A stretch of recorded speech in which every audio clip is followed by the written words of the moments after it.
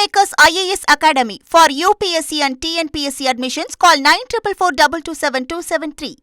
தமிழக தலைமைச் செயலாளராக சாய்குமாரை நியமித்த தேர்தல் ஆணையத்தின் உத்தரவை ரத்து செய்ய கோரிய வழக்கு தள்ளுபடி செய்யப்பட்டிருக்கிறது. இது தொடர்பான முக்கிய செய்தியை நாம் பார்த்து வருகிறோம். கூடுதல் விவரங்களோடு இணைக்கிறார் எமது செய்தியாளர் சுரேஷ். சுரேஷ், எதன் அடிப்படையில் இந்த வழக்கானது தற்பொழுது தள்ளுபடி செய்யப்பட்டிருக்கிறது? விரிவான தகவல்களை பதிவு பண்ணுங்க. வணக்கம். அதாவது இந்த பொதுநல வழக்கை தாக்கல் செய்தவர் புதுக்கோட்டை மாவட்டம் அறந்தாங்கியை சேர்ந்த வீராசாமி என்பவர் இந்த வழக்கை தாக்கல் செய்திருக்கிறார். அவர் இந்த மனுவில் என்ன சொல்லியிருக்கிறார்னா, சட்டமன்ற தேர்தல் நடைமுறைகள் முன்னேற்றத்தில் இருந்த ஒரு சூழல்ல ஏப்ரல் 8ஆம் தேதி தலைமைச் செயலாளராக இருந்த முருகானந்தத்தை மாற்றிவிட்டு அந்த பதவிக்கு சாய்குமாரை நியமித்து தேர்தல் ஆணையம் உத்தரவிட்டிருக்கிறது.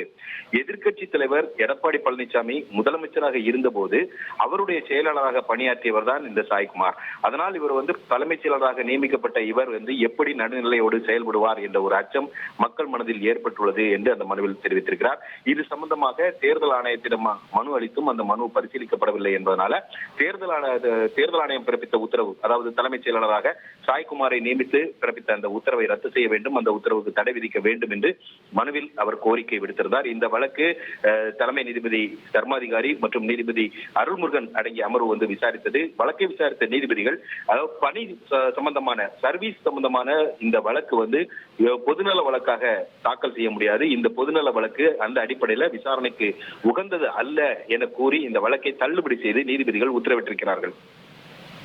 நன்றி சுரேஷ், உங்களோட விரிவான தகவல்களுக்கு. Kingmakers IAS Academy for UPSC and TNPSC admissions. Call 9442277273.